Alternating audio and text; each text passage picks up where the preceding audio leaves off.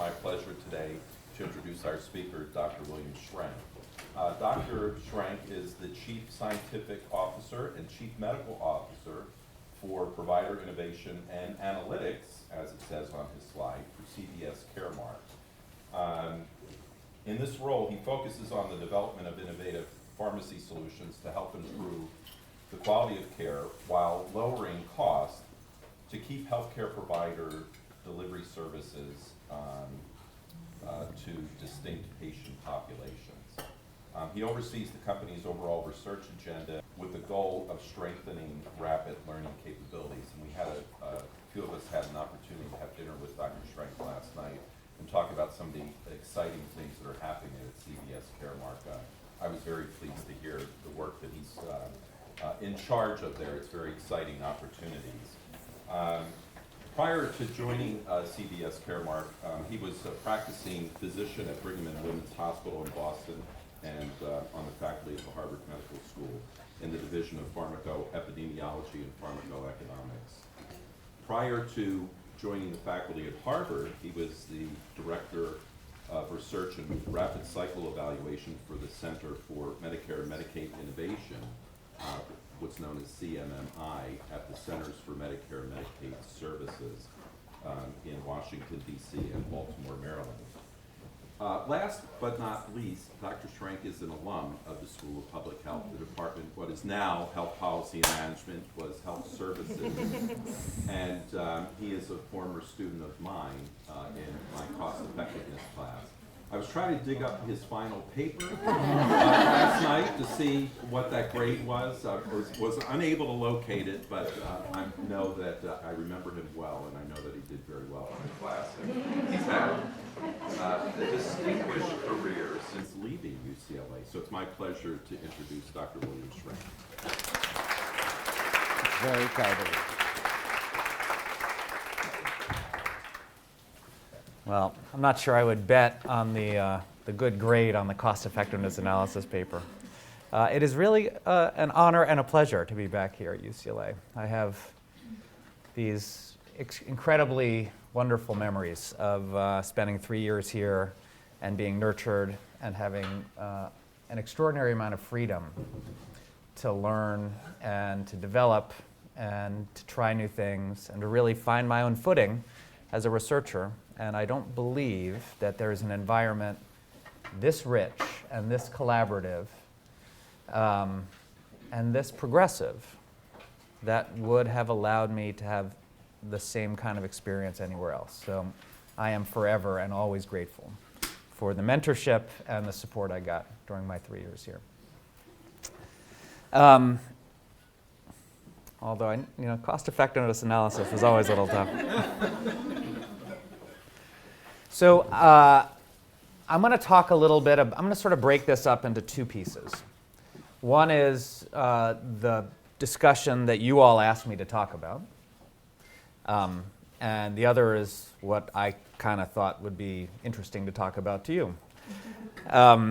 What you all asked me to talk about was a decision that we as a company, CVS Health, made to stop selling cigarettes.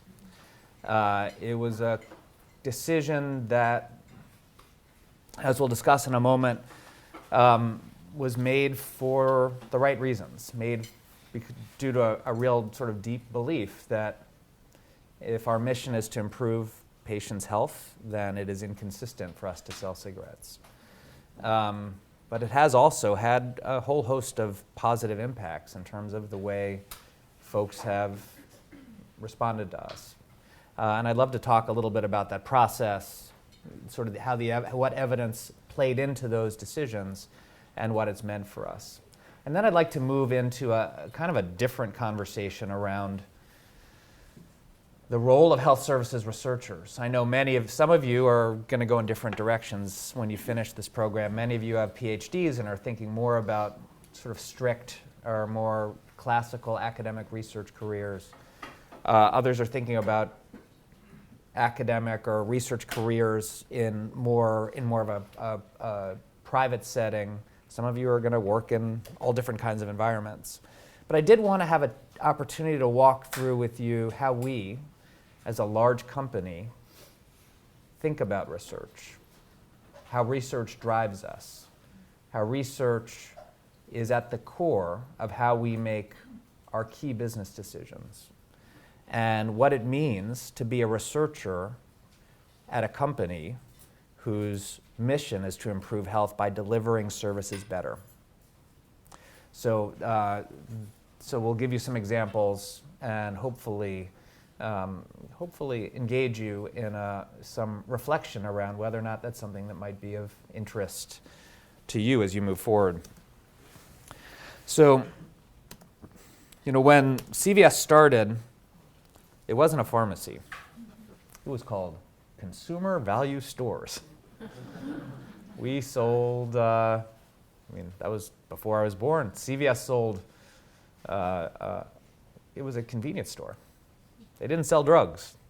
And it's funny to think that from those very humble beginnings, 3 stores in the New England area has now blossomed into a pretty extraordinary place. A company that's now the 12th biggest company in the United States by revenue, the largest healthcare company in the world, the 2nd biggest retail pharmacy in the United States with over 7,700 outlets, the 2nd largest pharmacy benefits management company with over 67 million beneficiaries, the largest purveyor of retail medical care, the largest home infusion company, a really extraordinary array of resources.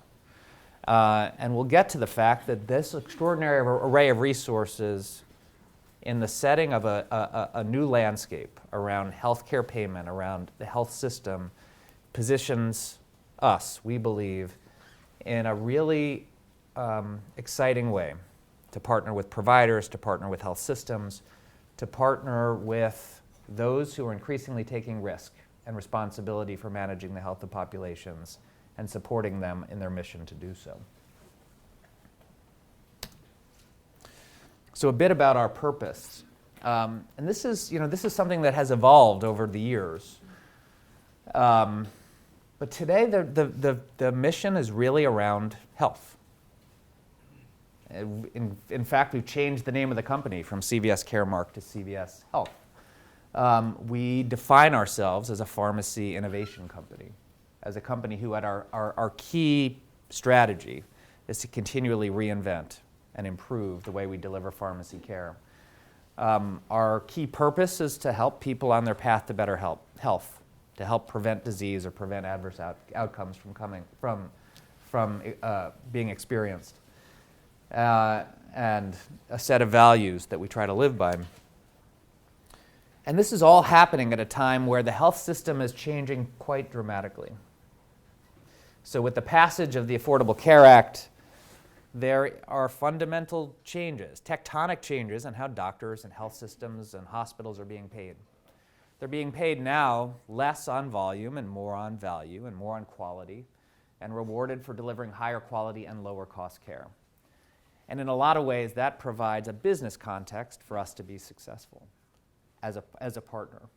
And when you look at what CMMI, the Innovation Center, is testing today, it's testing essentially the entire continuum of care delivery, from the sort of individual programs through their innovation challenge to value-based purchasing, so rewarding higher quality, to bundled payments, acute services, bundling the cost of acute services, reforming the way primary care doctors are being paid so that they're rewarded for higher quality, lower cost care, and giving them more responsibility for caring for their populations. ACOs, you're all aware of, health systems taking responsibility for the care of their populations, being rewarded for higher quality and for delivering care more efficiently. The duals demonstrations, where at the state level, aligning financial incentives between Medicare and Medicaid to best optimize both performance and health, as well as to reduce unnecessary costs. And what's quite extraordinary about what's happening today at CMMI and at CMS is that, like never before, these tests that are ongoing if any of them are found to be successful, and success is defined as quality neutral and cost savings, or cost neutral and quality improving, it does not require lawmaking. Simply by rulemaking, the Secretary of HHS can expand any of these programs nationally. So there is this really unique opportunity today, and several of these programs likely will be scaled, and it will fundamentally change really the way we think about how healthcare is delivered in the United States. And when you think about what, from the perspective of our business, we're in everybody's neighborhood, or we're in lots of neighborhoods. We focus on improving the way patients use their medications, and we extend primary care. And we believe that in this business context, where providers now have to care about what happens to patients between visits to the doctor, they have to care whether or not patients go home and take their meds. They recognize that health is not what happens during the visit with the doctor. Health is what happens between those visits to the doctor. And those patients come to CVS 9 times a month. The diabetic patient comes to CVS 9 times a month. Diabetic patient sees their doctor 3 or 4 times a year. We feel like we're really in a unique position to try to engage and support patients on this path to better health and help them get the preventive care that they need and to encourage them to adhere better.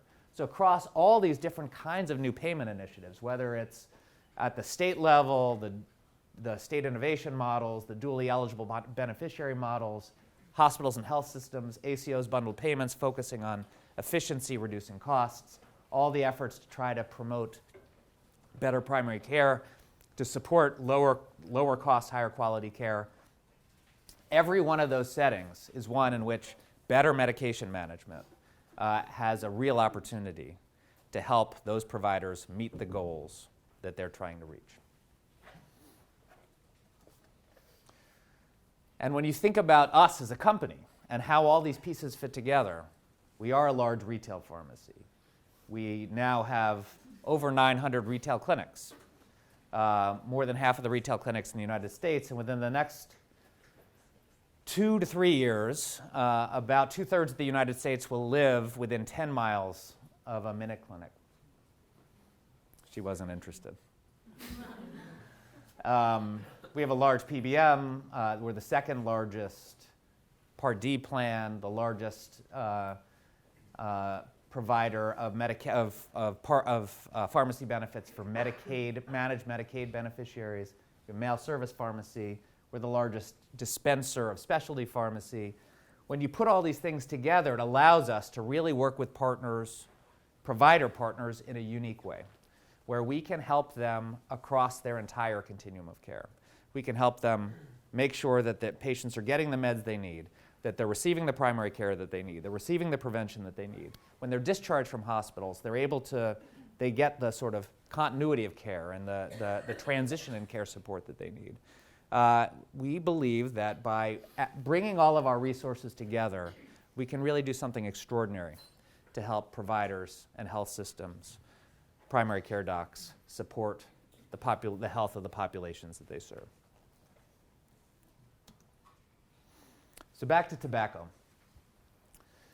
With this group, I don't think I need to tell you that smoking is bad for you. But let me tell you, smoking is bad for you. So lots of people die. It has a massive, massive, massive cost. It is the greatest source of preventable death in the United States every year. And in general, we've seen real improvements in rates of smoking and in adverse outcomes related to smoking. But it still remains the single greatest preventable cause of death in the United States, and a massive source of unnecessary costs.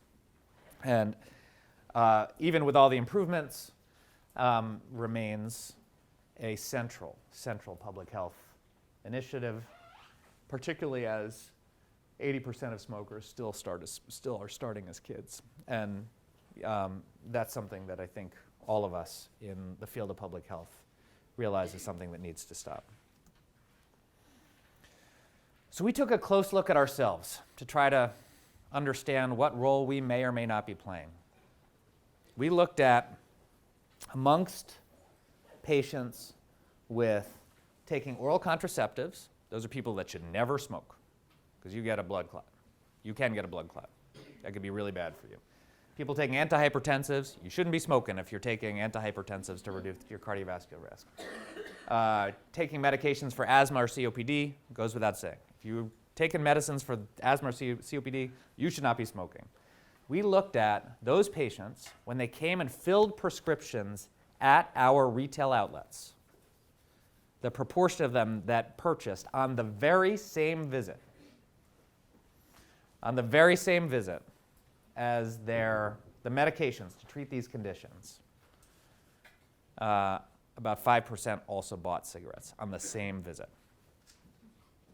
It's really quite striking to think that, we are, as we're trying to sell products to these patients that are critical to saving their lives, to keeping them healthy, to keeping them out of the hospital, we're at the very same time on the very same visit making available to them. And patients are availing themselves to these products, to these cigarettes that directly conflict with, counteract the medications that we're selling.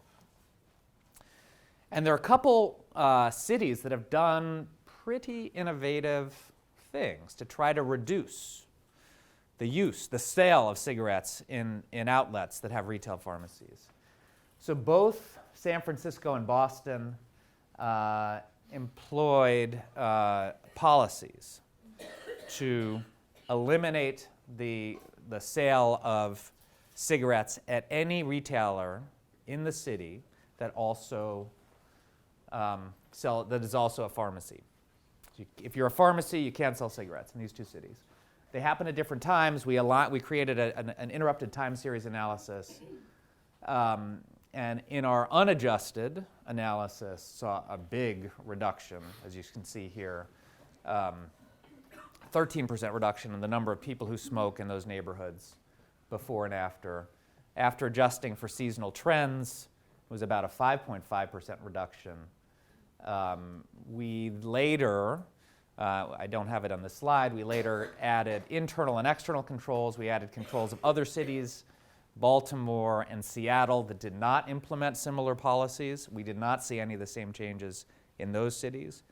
The internal controls, we looked at other products within these cities. We looked at coffee, ibuprofen, and soda, and from pharmacies, and saw, again, no similar trend. So, the exact magnitude, because of the nature of the methods of the study, is a little hard to interpret, but it does seem that there's something important going on here in these cities where cigarettes are no longer available in retail pharmacies.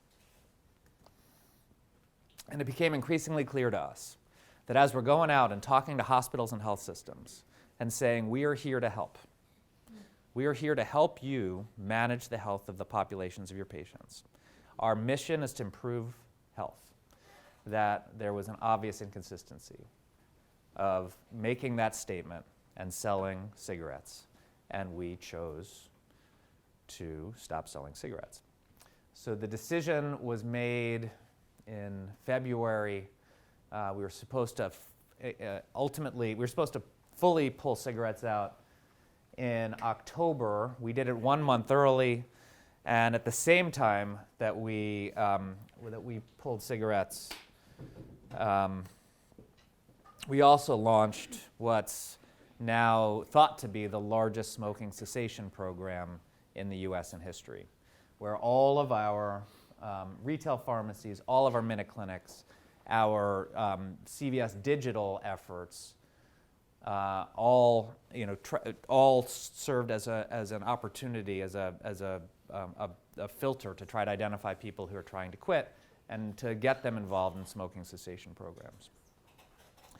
Now, it's kind of interesting. People often say, well, where did this decision come from? Who made this decision? How does such a decision get made?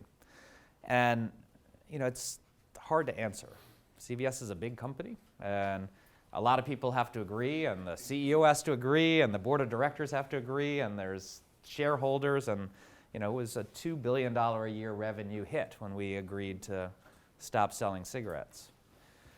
But what I think is so interesting, I was telling Jerry last night that I think one of the things that's nice about making a decision that feels good and that is good for morale and that people can rally around is that everyone has their own story. So I have my own story that I'd like to share with you. I have two little daughters, 7 and 4. Zoe is 7. At the time, she was 6. Zoe's a little precocious. She's highly opinionated.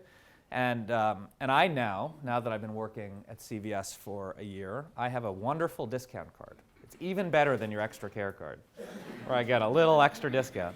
And as a result, I do my grocery shopping at CVS. That's where I buy everything. So I was with Zoe at a CVS. She wanted a granola bar and a milk. We picked up a granola bar and a milk. We walked over to the counter, and she looked behind and she said, "Daddy, you guys sell cigarettes." And I was like, "Yeah." She said, "You're a doctor and you sell cigarettes. So what do you think we should do?" She said, "You've got to email your boss, Troy, now." So what did I do? I emailed my boss, Troy, immediately, because I know to listen to my 7-year-old daughter. It happened to be that a couple weeks later, we announced that we are no longer selling cigarettes. The extent to which the email from my daughter participated is, I won't go into any detail there. But when it did come out, and it was in the newspaper, and my daughter was just learning how to read, and I handed her the newspaper and showed her the headline, and she was just learning to read. So she's kind of having a hard time figuring out what it says. She figured it out. She said, "You stopped selling cigarettes." And I said, "Yeah, we stopped." And she said, "You emailed Troy." So she proceeded to go to her school and inform everybody that she told her dad to email his boss, Troy, and now there are no cigarettes at CVS. But emblematic, I think, of the fact that, a good story everybody has some sort of attachment to.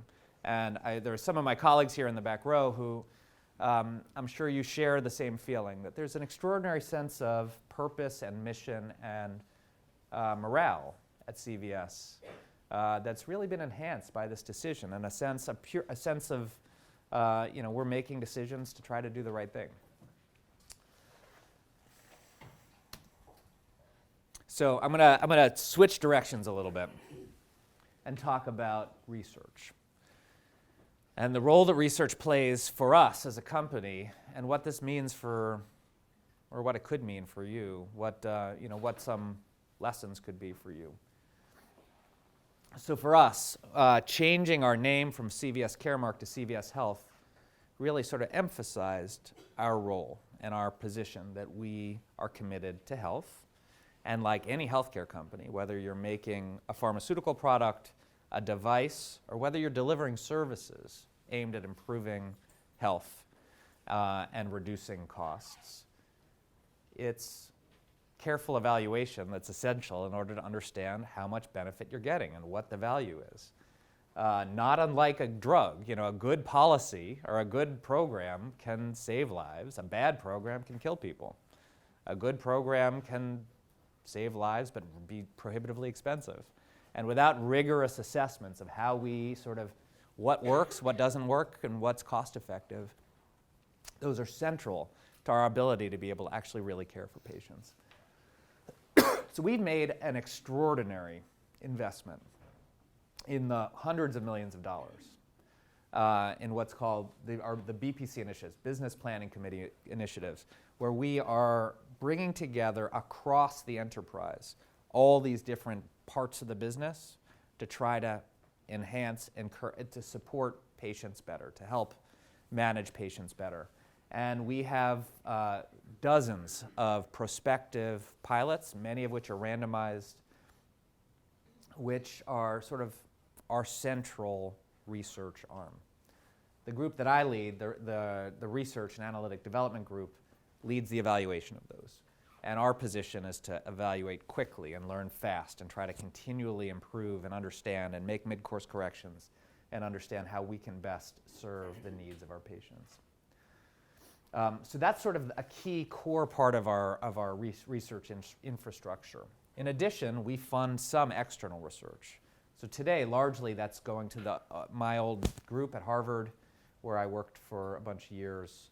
And we have a very deep relationship with this research group that participates in our business decision-making process, that understands our business inside and out. They have all of our data. They have all of the data from Aetna, and they have become a true integrated partner in our business. And when we do a good study, when we do a prospective randomized study, we give them the data. We let them do the evaluation. It gives us credibility. It gives us objectivity. It's a really important partnership for us. On the other hand, we have a lot of increasing number of relationships with external academics who propose really progressive ideas to us. Ideas largely around behavior change or around improving adherence to chronic medication therapy, smoking cessation, weight loss, the kinds of things that we are well positioned to support. And what these research groups do is they come to us with an idea. If it's interesting to us and we think it's something that sort of fits within our business model, we will agree to pay for the intervention. They have to get money from the NIH to pay for the evaluation. So this has the imprimatur of sort of the highest level of science. We conduct the evaluation. We conduct with their help in terms of the design, we conduct the trial. They evaluate it. They publish it. We have had quite extraordinary success in our applications to the NIH, to PCORI, to CMS for research dollars, because when we do, in every one of our applications, I will write a letter that says that if what we learn is shown to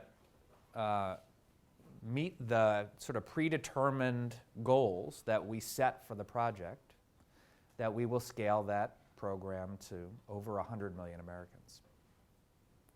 And we've found that the NIH is struggling to come up with ways to create scalable intervention strategies.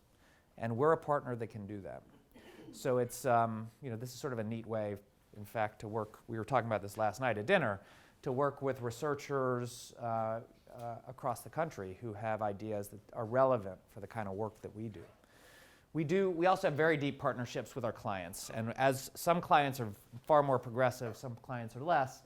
And with our more progressive clients, we iteratively do a lot of testing with them.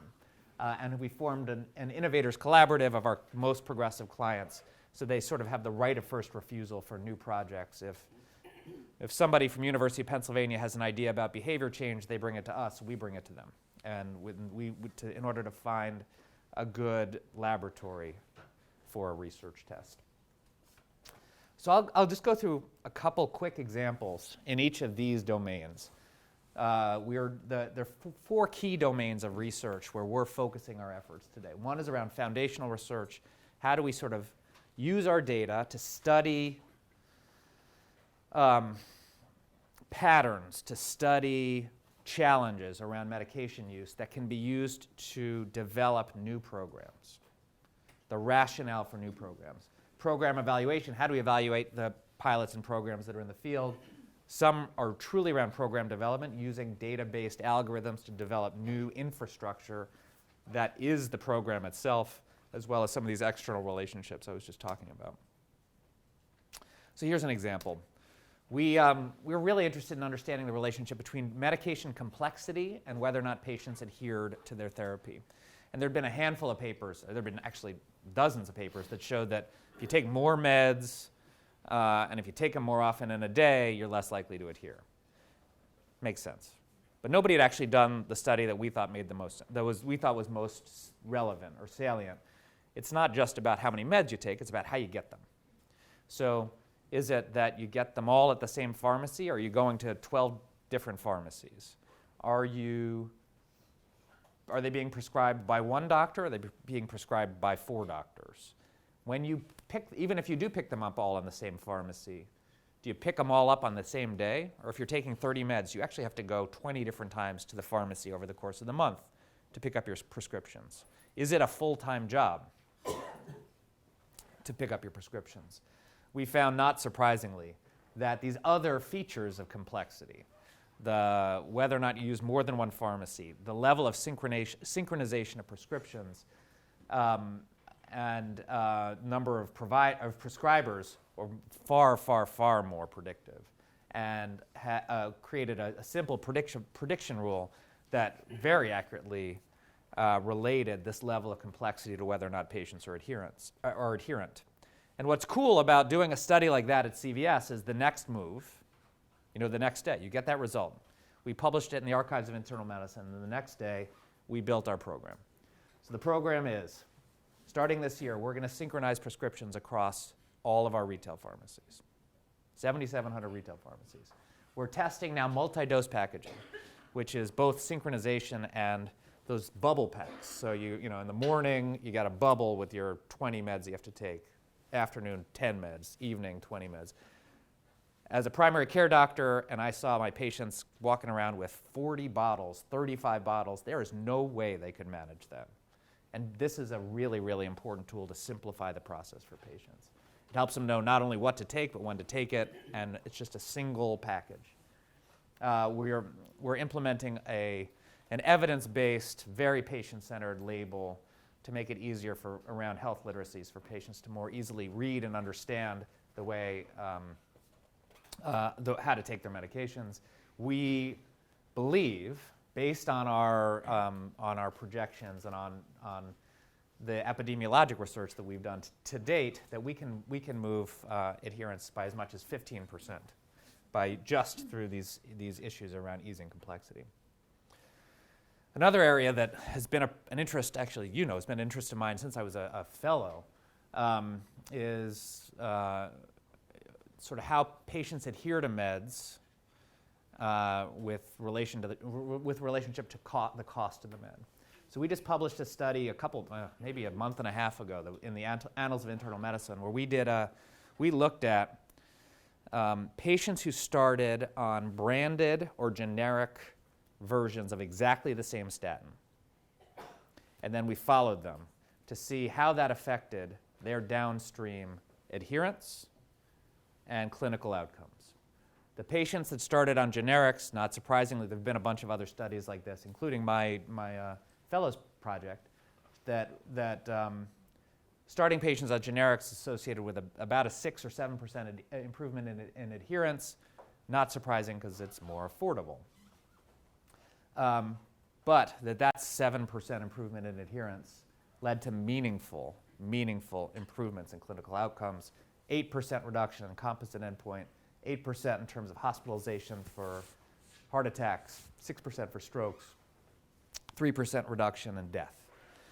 And this has been this is sort of a critical study for us as we try to make the argument to actually reduce choice, to create more narrow formularies, to try to really steer patients towards the most cost-effective, the least expensive amongst similarly effective meds, to try to help steer patients to the drugs that are both affordable and that are going to improve their clinical outcomes.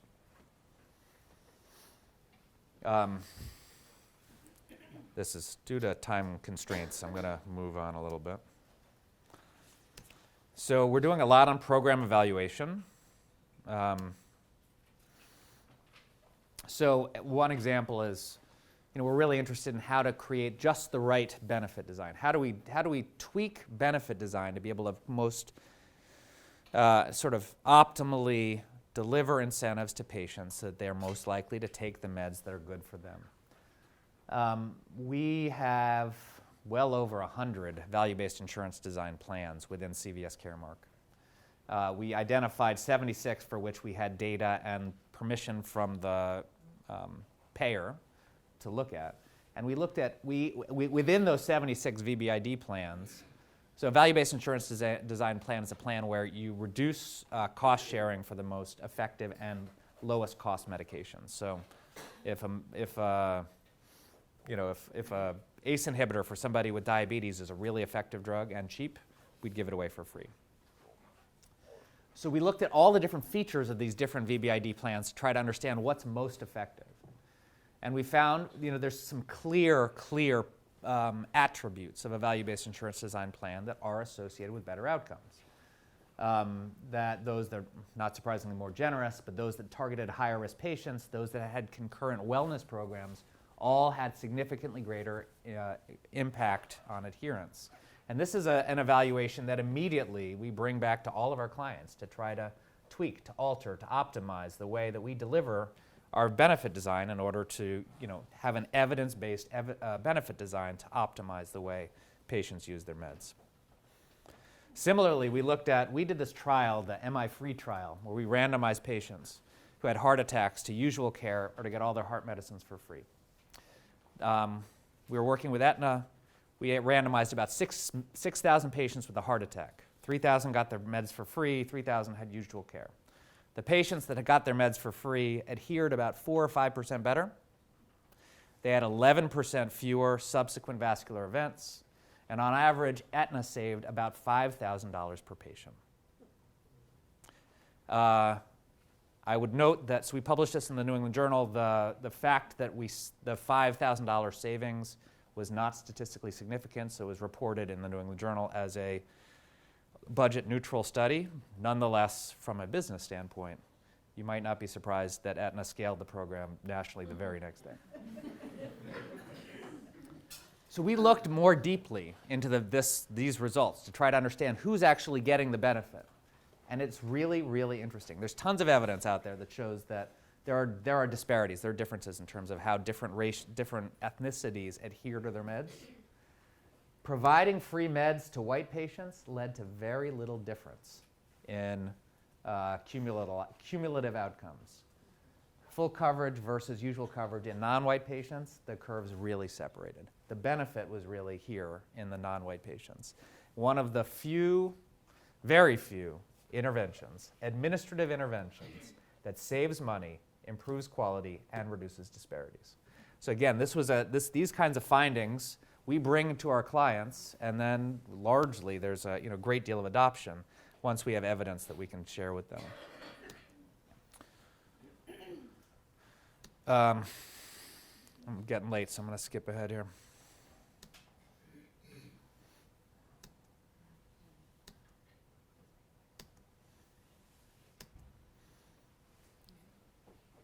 So another area that we're spending a lot of time is using our research to actually develop products. So we've developed the ability to really precisely predict who will and will not adhere to their chronic medication therapy. There's a lot of products out there in the marketplace. Everybody's got a predictive analytics company, and they all try to sell them to us. Working with my old colleagues at Harvard, we built a very simple approach using pattern recognition strategies to look at sort of trajectories of use of medication. The idea is it's not that you need tons of variables to figure out who's going to take their meds. The best predictor of who's going to take their meds is looking at how they've taken their meds over the last 3 or 4 months. It's kind of cheating, but it's the information that we've got, and we might as well use it. So we've created a far more precise way and a far simpler and intuitive way of identifying who is and is not likely to adhere to their meds, and then we use this to apply in a smarter way our adherence interventions. Our pharmacists call the people. They don't call the people who we think are for sure going to adhere. They don't call the people who we think there's no way they're going to adhere. For them, we have to do something special. They call the patients that are somewhere in the middle, that are more sort of malleable. And using these kinds of, so we've developed them internally, using these kinds of of products, we can really do a better job of targeting the right intervention to the right person. And then back to the external relationships. We do have, a lot of external relationships today. We were talking a little bit last night about with University of Pennsylvania. They proposed a whole host of really interesting behavior change studies to us around habit formation. What do we have here? So the first is fully recruited. It was funded by CMMI, where they're using electronic bottle caps to capture real-time information and then feed information back to the patient, and using different sort of intervals of providing that information back to patient to deliver rewards for better medication adherence.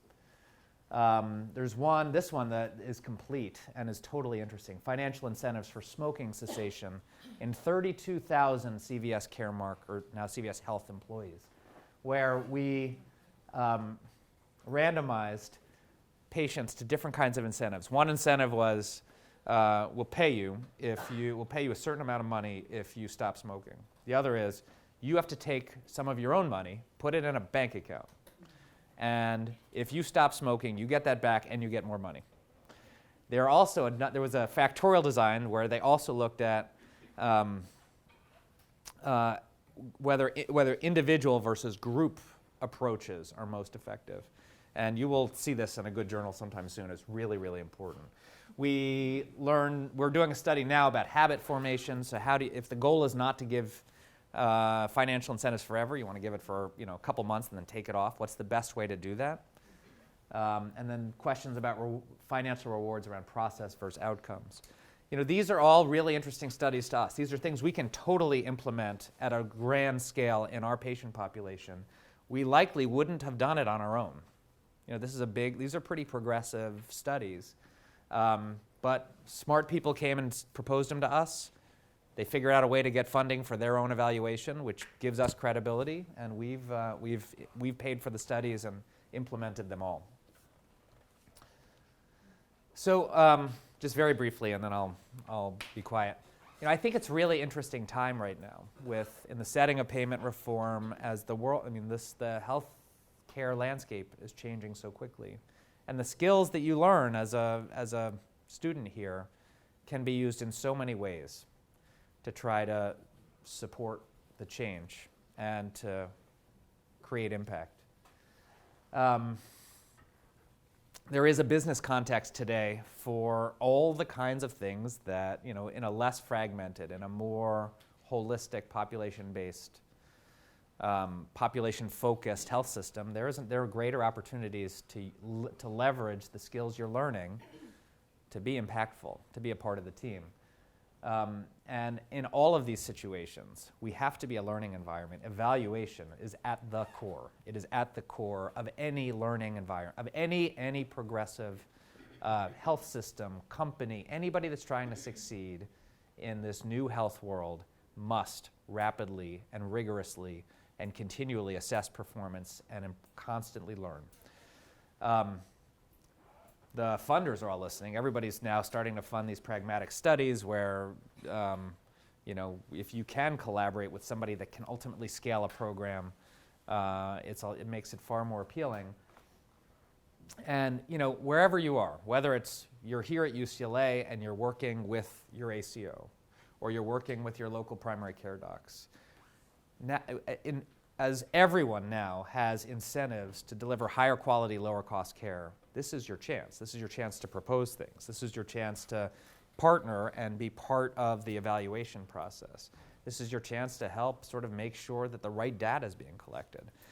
This is your chance to say, well, I think one of the things we're missing here at UCLA is that we don't have a good resource for patients who are being discharged. We need to test something there.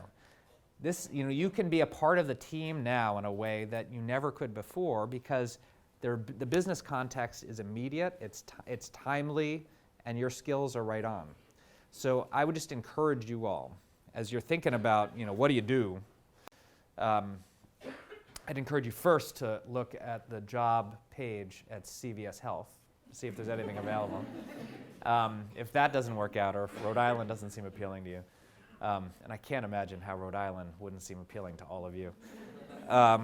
This is it. I think this is really one of the great times, great opportunities for you all to leverage a set of skills that can really make a difference. So I'm excited for you all, and I hope you do it. And I'm eager to answer any questions you might have. Thank you very much. So I think we have about 10 minutes for questions, and we'll start back here.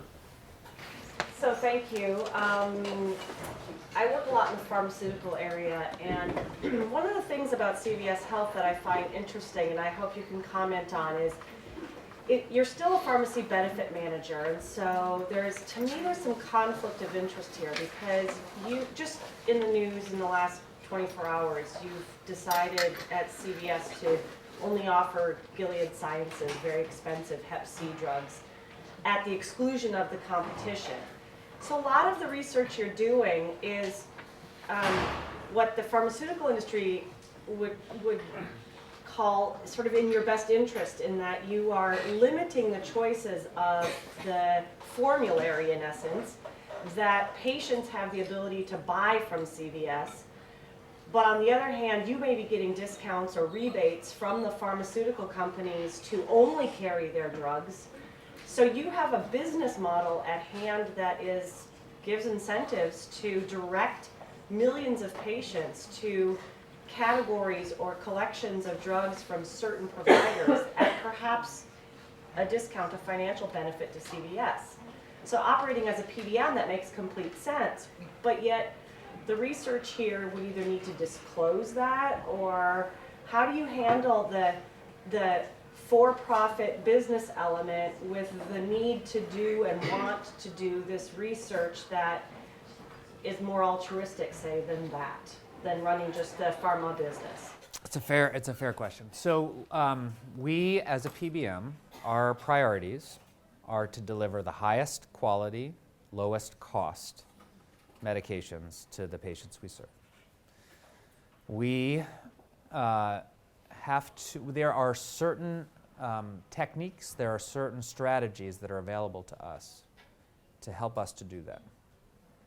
If there are two exactly clinically equivalent drugs that are both very, very expensive, we have a choice. We could cover them both. It would be exorbitantly expensive for our clients, and probably, fiscally bad for the country, particularly with Sovaldi. Well, what do you think? So, what do you think happens when we go and say we're going to cover Gilead instead of AbbVie? You get a discount. We do, and we do not keep that discount. We pass that discount entirely on to the client. This is a way for us to reduce the costs for our clients and deliver them with the highest quality care. We don't keep any of that. Other questions? Mark. Would you say just a little, this is maybe a little less edgy a question, but would you just say... Listen, it's an academic environment. We have a free flow of ideas. Say a little bit more about who drove the decision to stop selling cigarettes, or like how that happened. Was it super controversial? Did it happen because someone said it's the right thing? Or what's the 1 minute version of how that played out? The 1 minute is that there is, every clinician in the company doesn't want to sell. No pharmacist wants to be selling cigarettes. As a business, everyone was uncomfortable about the fact we sold cigarettes, but the problem is we're not only for profit, we're a publicly owned company. So there had been a long-standing interest internally in trying to get there. And the question was, who are the people that would stand in the way? Who are the people that would sort of not agree? The current CEO was extraordinarily supportive. And having a CEO that's extraordinarily supportive means the world. And I think he played a really dominant role in pushing this forward. But support came from all over the company.